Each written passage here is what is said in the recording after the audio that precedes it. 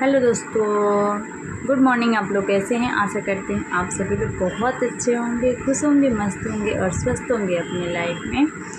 तो सच में दोस्तों, खुशी गम तो लाइफ में आता जाता रहता है, लेकिन आप लोग हमेशा खुश रहिएगा। और मेरी तरफ से भी रब से ये दुआ है कि आप सभी लोग खुश रहें। तो प्लीज़ दोस्तों, इस वीडियो में ज़रूर आप लोग कमेंट करके बताइएगा कि आप लोग कैसे हैं। और मैं ठीक हूँ। तो दोस्तों, आप लोग से कुछ बात शेयर करनी थी, तो मैंने एक छोटी सी वीडियो बनाने जा रही हूँ। ओके तो मुझे ऐसा है कि आप सब लोग को बहुत अच्छा लगेगा। दोस्तों, बहुत सारी कमेंटें आ रही है कि दीदी आप लाइव क्यों नहीं आ रही हो। तो बस ऐसे कुछ प्रॉब्लम है जिसकी वजह से मैं लाइव नहीं आ रही हूँ। और समय आने पर मैं ये भी बताऊँगी कि मैं लाइव क्यों नहीं आ रही थी। मैं लाइव आऊँगी, मैं ये नहीं कह रही मैं लाइव नहीं आऊँगी, मैं लाइव आऊँगी, लेकिन अभी जो मेरी लाइफ में प्रॉब्लम चल रही है इसकी वजह से मैं लाइव नहीं आ रही। तो थैंक यू दोस्तों, इतना सारा आप लोग प्यार दुलार मेरे से करते हैं। मुझे नहीं पता इतनी सारी कमेंटें आई कि दीदी आप लाइव आइए, लाइव आइए। तो बहुत बहुत शुक्रिया, थैंक यू सभी को। तो मैं ठीक हूँ, फ़िलहाल सब लोग ठीक हैं। और मैं लाइव बस किसी वजह से नहीं आ रही हूँ और सब कुछ ठीक है। और आप लोग ज़रूर कमेंट करके बताइएगा कि आप लोग कैसे हैं, क्योंकि मुझे भी आप लोग से कोई आशा रहती है, जानने की इच्छा होती है कि आप लोग कैसे हैं। तो एक छोटा सा कमेंट करिएगा और बताइएगा ज़रूर कि आप लोग कैसे हैं और मेरी वीडियो कहाँ से देख रहे हैं। तो दोस्तों, मैं आप लोगों के सवाल का जवाब देती और मैं कुछ कहना चाहती हूँ कि अगर आप लोग जिस भी अवस्था में हैं, जहाँ पर भी हैं, प्लीज़ कुछ करिए, मेहनत करिए और अपनी लाइफ को कहीं सेट करिए। सेट के मतलब है कि अपने लाइफ के लिए आप लोग कुछ करिए। ओके, किसी पर हमें आश्रित रहने की ज़रूरत ना पड़े।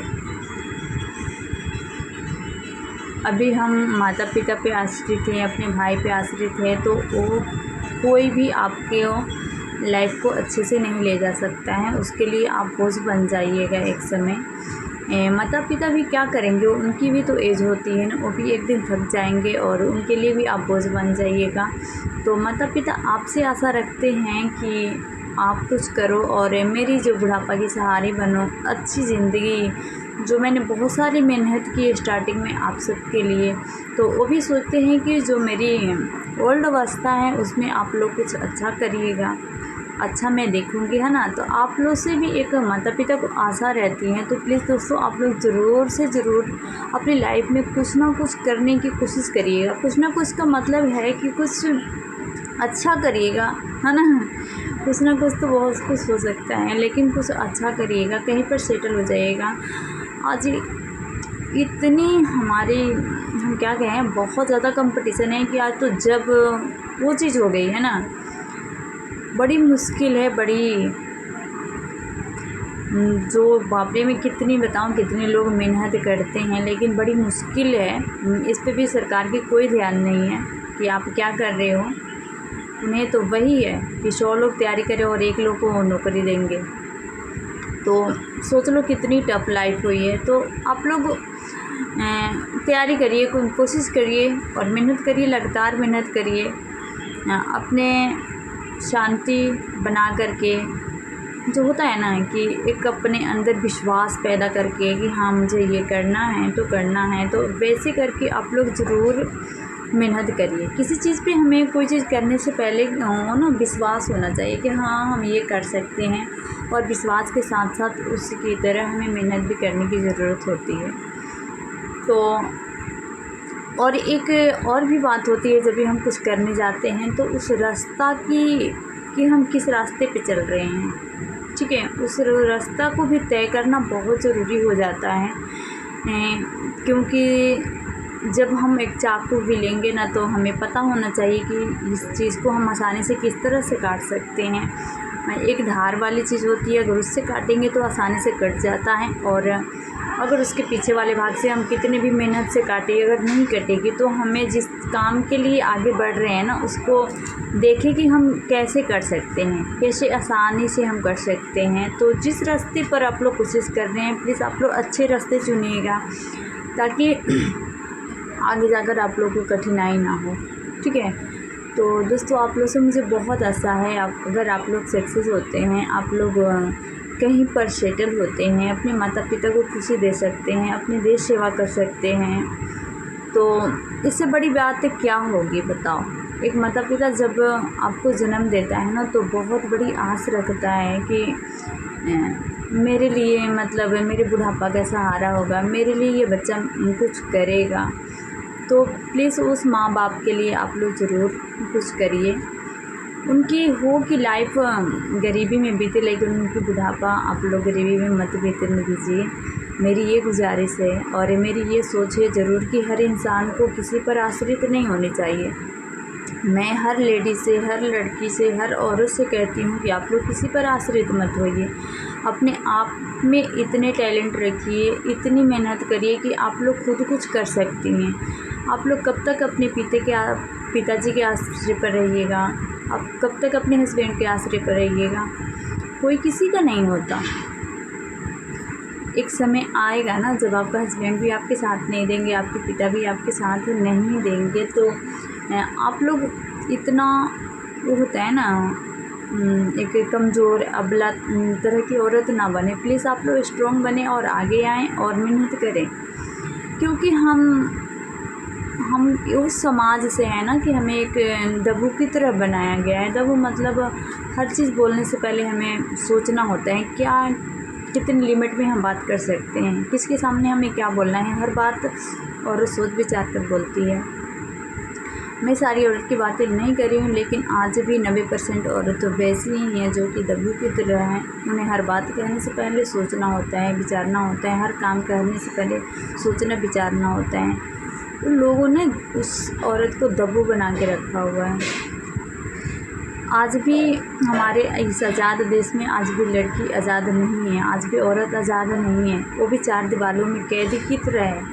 बताओ, अगर किसी औरत को आप चार दीवारों में रखते हो तो वो आज़ादी किस तरह की आज़ादी है? वो बाहर कोई काम नहीं कर सकती है आपके जैसे। जब अगर बाहर के माहौल को नहीं जानेगी, सिचुएशन को नहीं समझेगी, फिर उसको डील कैसे करेगी, उसको कैसे समझेगी, उसको सॉल्व कैसे करेगी? तो उसे बचपन से सिखाओ ना। जैसे हम अपने बच्चों को कहीं बाहर घुमाने ले जाते हैं, कुछ भी करते हैं, किसी सिचुएशन को देखता है, झेलता है, तो उसको ये एहसास होता है कि हाँ, ये इसको हम ऐसे कर सकते हैं। लड़की के साथ बहुत सारी धोखा हो जाती है अपने लाइफ में, बहुत सारी चीज़ों को देख लेता है और लड़की चार दीवारी के अंदर ही रह जाती है। तो इससे उसको इस समाज के बारे में इतना कुछ मालूम नहीं होता है कि कब किसके साथ क्या हो सकता है, ये पब्लिक उसके साथ कब क्या कर सकता है, उसके माइंड में क्या हो सकता है। तो लड़कियां इतनी ना समाज के अंदर दबी हुई है, लोगों को जान नहीं रही है, लोगों को पहचान नहीं रही है। मैं सबकी बात नहीं कह रही हूँ, सबकी पेरेंट्स की बात नहीं कह रही हूँ। कुछ पेरेंट्स अच्छे हैं जो कि 10-20% ऐसे पेरेंट्स हैं जो अपने लड़की को भी कहते हैं कि नहीं, तुम भी किसी से कम नहीं हो, सब कुछ कर सकती हो। लेकिन अभी भी 90% 80% ऐसे लोग हैं जो कि दब्बू है यार, सॉरी मुझे, तो दब्बू की तरह रखा गया है, वो दब्बू बना दिया गया है उसको कि बस यही आप कर सकती हो। बताओ, एक घर में जब लड़की हाउसवाइफ जिसको कहते हैं, वो अपने घर को स्वर्ग मानती है, उसको मंदिर बनाती है, वो अपने सबकी सेवा करती है, फिर भी उसको इज़्ज़त नहीं होता है। क्यों नहीं इज़्ज़त होती है बताओ? अरे सोचो ना कि वो भी एक जब की तरह है। अगर जिस दिन खाना बनाना और छोड़ दे, वो बाहर जाए, उस दिन आपके घर भी खड़ सकता है। जैसे आप जब करके आते हो, कैसे एक गिलास पानी भी नहीं पीते हो अपने से लेकर के। बहुत सारे लोग ऐसे होंगे जो एक गिलास पानी भी नहीं पीते हैं। तो लड़कियों को दब्बू आप लोग इसलिए ना बनाएं, प्लीज़ उसे भी आगे लाएं और कदम से कदम मिलाकर चलें, फिर ही हमारा देश का विकास होगा, हमारे भारत देश आगे बढ़ेगा। और हमें देखकर लोगों की सोच बदलेगी। तो मैं तो आप सबसे गुजारिश करती हूँ कि आप लोगों की बहन हो, बेटी हो, उसे प्लीज़ अपने इस समाज के बारे में बताएं, इस समाज को दिखाएं, इस लोगों को दिखाएं। अगर वो देखेगी नहीं तो समझेगी क्या कि हमारे साथ कब क्या हो सकते हैं। क्या आप सोचते हो कि हमारी बेटी बहन चार दीवारों के अंदर सुरक्षित है? तो ये बिल्कुल गलत बात है। वो चार दीवारों के अंदर भी सुरक्षित नहीं है। गरीबों के घर में देखो, बहुत सारे जो लोग हैं घर के अंदर भी घुस के बलात्कार करते हैं। क्या नहीं करते हैं यार? तो कैसे सुरक्षित है? वो सुरक्षित नहीं है। उसे एक नॉर्मल लड़की नहीं बनाओ, उसे नॉर्मल नारी नत बनाओ, उसे झांसी की रानी बनाओ, ताकि वो अपने लिए लड़ सकती है। किसी भी औरत को मैं ये कहती हूँ कि आपके पति अच्छे जॉब करते हैं, अच्छे बिजनेस करते हैं, फिर भी आप उन पे डिपेंड ना रहें, उन पे आश्रित ना रहें, उस पर आश्रित ना रहें आप, क्योंकि किसी की लाइफ को पता नहीं कि कब किसके साथ हो जाए, क्या हो जाए। ठीक है, तो आप आपको भी हाथ है और पैर है, तो आप भी आगे आइए और आगे उनके साथ हाथ बढ़ाइए और आप भी अपने पैर पे खड़ा होइए, ताकि समय को कोई नहीं जानता कब किसके साथ क्या हो जाए। बाई चांस कभी किसी के हस्बैंड के साथ कुछ होता है तो वो अपने परिवार को लेकर आगे चल सकती है, अपने परिवार को संभाल सकती है, कुछ कर सकती है अपने बच्चे के लिए। तो किसी पे हमें आश्रित नहीं होना है।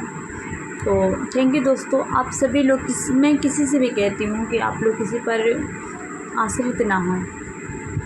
एक समय ऐसा आएगा ना कि आप सभी लोग बोझ बन जाओगे। और नौकरी है, हाँ तैयारी करो, अच्छे से करो, मेहनत करो बहुत अच्छे से। लेकिन अगर वो ना हो तो हाँ, हम बिज़नेस नहीं कर सकते क्या? हम अपना खुद को बिज़नेस में मालिक बनेंगे। नौकरी तो नौकर की तरह होती है ना। अगर देश सेवा करने की इतनी ही वो जुनून होती तो हमारे सरकार इस पर ज़रूर सोचती कि इतने सारे युवाएं बेरोज़गार घूम रहे हैं, उन्हें तो कोई रोज़गार देती ना। लेकिन इन सब को कोई ध्यान नहीं है। हमारी ना शिक्षा पर ध्यान है, नहीं युवाओं पर ध्यान है, किसी पर ध्यान नहीं है। इतने सारे कुछ होने के बाद भी बताओ, हमारे देश में अभी भी शिक्षा पर भी टैक्स लगा हुआ है। इसे हम क्या समझें? जो हमारी लाइफ के लिए सबसे ज़रूरी होती है, जो हमारे देश के विकास के लिए सबसे ज़रूरी होती है, उस चीज़ पर भी टैक्स है। कॉपी पर, इस पर, सब कुछ पर टैक्स है। तो हम इसे क्या समझें? आप क्या दिखाना चाहते हो? चलो, खाने पीने वाले चीज़, पहनने ओढ़ने वाले चीज़ पे टैक्स है, मैं मानती हूँ, अच्छी बात है ना। कम से कम शिक्षा पर तो आपको ध्यान देना चाहिए कि हाँ, हम क्या करें कि लोग अच्छे से पढ़ सकते हैं, लोगों को आगे आने की मौका मिले। बहुत सारी स्कूल ऐसी है ना जहाँ बैठने के लिए नहीं है, तो बैठने के लिए है तो टीचर नहीं है। आपकी ध्यान कहाँ है? आप एक केंद्र में बैठ कर के क्या देख रहे हो बताओ? लोग पब्लिक देख कर तो हैरान है कि ये कैसे बच्चे पढ़ेंगे। 1000-2000 बच्चे की भविष्य वहाँ तो ख़राब हो रही है, जिस स्कूल में ये हालत है।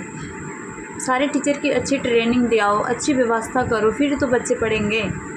आज लोग कह रहे हैं कि सभी लोग प्राइवेट स्कूल में पढ़ रहे हैं। क्या करें? अपने बच्चों को भविष्य इतनी कैसे? जानबूझकर तो कोई ख़राब नहीं कर सकता ना,